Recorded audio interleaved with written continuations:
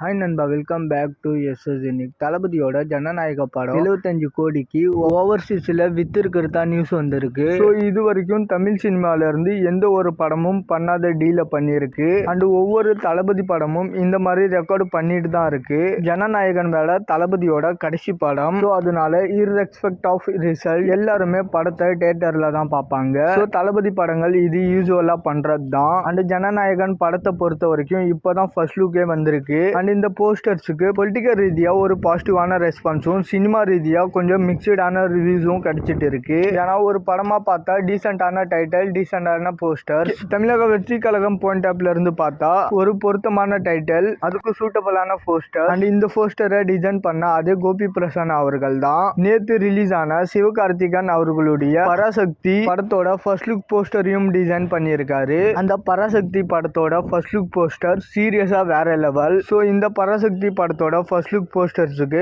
கோபி பிரசன்னா அவர்களை பாராட்டிட்டே இருக்காங்க. தளபதியோட ஜனநாயகன் படத்துக்கு ஏன் இந்த மாதிரி பண்ணலன்னு சொல்லிட்டு அடிச்சுட்டும் இருக்காங்க.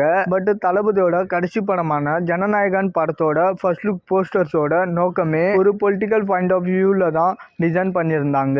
ஸோ அந்த வகையில அது சக்சஸ் தான். ஸோ அதனால பெருசா அதுல குறை சொல்லலாம் விரும்பல. ஸோ தளபதியோட கடைசி படம் அதுல குறை சொல்லாம என்ன வருதோ அதை என்ஜாய் பண்ணிட்டு போக வேண்டியது தான். அண்ட் ரிலீஸ் டேட்டுமே 2026 எலெக்ஷனுக்கு ஏற்ற மாதிரி ஜனவரி தள்ளுறாங்க. ஸோ தமிழக வெற்றி கழகத்துக்காக இந்த படத்தை தளபதி டெடிகேட் பண்ற மாதிரி தான் இருக்கு. அண்ட் ஆல்சோ ஜஸ்ட் ஒரு பிரச்சனை மாதிரி இல்லாம ஒரு கதையாவும் படமாவும் ஒரு நேர்மையான நல்ல ஒரு சினிமாவா இருக்கும் அப்படின்ற நம்பிக்கையும் இருக்கு.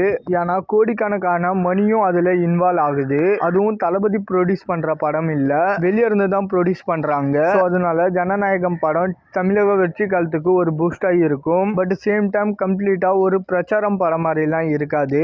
ஓகே நண்பா, இந்த மாதிரி தளபதி பத்தின அப்டேட் தெரிஞ்சுக்க மறக்காம எஸ்எஸ் யூனிக் சேனலை சப்ஸ்கிரைப் பண்ணி சப்போர்ட் பண்ணுங்க. இதோட வீடியோ முடிச்சுக்கிறேன். ஓகே, பாய்.